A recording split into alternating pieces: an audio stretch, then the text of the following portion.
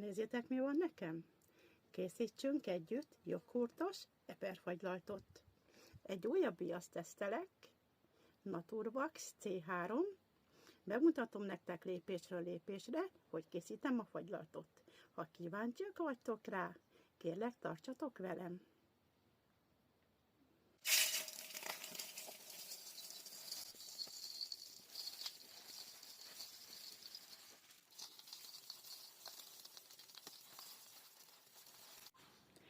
Candlemarket.hu oldalon forgalmazott termékekkel dolgozom. Natur, szójaviasz, C3-as kategóriájú, zseléviasz és pakanocot használok.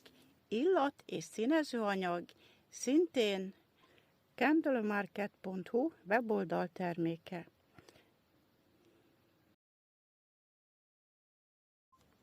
Egyébként csupa nagybetűvel, Hajnalka 65 kuponkóddal 10%-os kedvezménnyel tudtok itt vásárolni.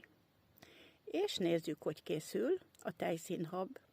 Én a viaszt melegítem, edénybe gázon melegítem, nagyon-nagyon lassan, és körülbelül 60 fokig melegítem. Ugye mondtam már nektek, lehet, hogy a közepén még kicsit darabos, de már elérte a 60 fokot, én akkor szépen lekapcsolom, és hagyom, hogy saját magától szépen lassan felolvadjon.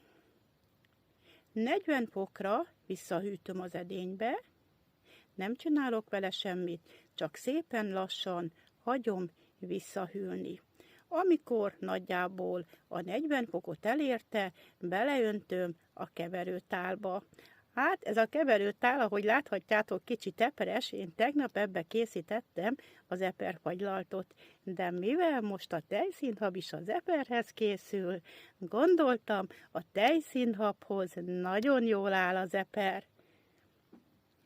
És látjátok itt a folyamatokat, hártyásodik, bőrösödik a tejszínhabunk, és a végén, amikor kicsit ilyen tejfölszerű állagúra besűrűsödött, akkor rákapcsolok a robotgéppel, legmagasabb fordulatszámmal, szinte itt már pár perc alatt kemény, sűrű, nagyon-nagyon jó minőségű tejszínhabot kapunk.